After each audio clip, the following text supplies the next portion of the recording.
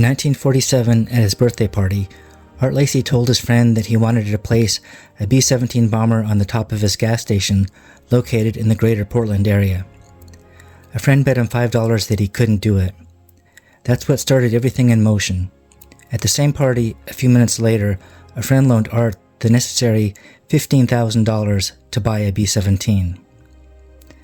Art purchased a B-17 bomber located in Oklahoma, which in 1947 stored surplus World War II planes. He was required to have a multi-engine pilot's license and a co-pilot. He had neither. Long story short, after taking off the B-17 by himself, he then crashed it into another B-17 on the tarmac. The base commander cut Art a huge break and claimed that the two B-17s were destroyed as a result of wind damage. Art was given another B-17 to take home.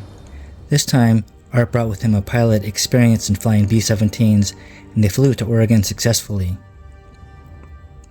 The large bomber graced Art Lacey's gas station and cafe for decades, bringing him increased business. The gas station was closed in 1991. Lacey passed away in 2000. I was fortunate enough to visit the Bomber Cafe in 2005. The entire B-17 was disassembled and removed in 2014 for restoration. Of the 16 million Americans who fought in World War II, fewer than 800,000 veterans are still alive.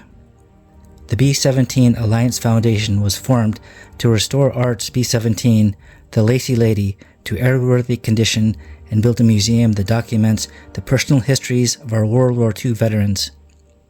This massive effort is possible due to the generosity of donors and highly skilled volunteers.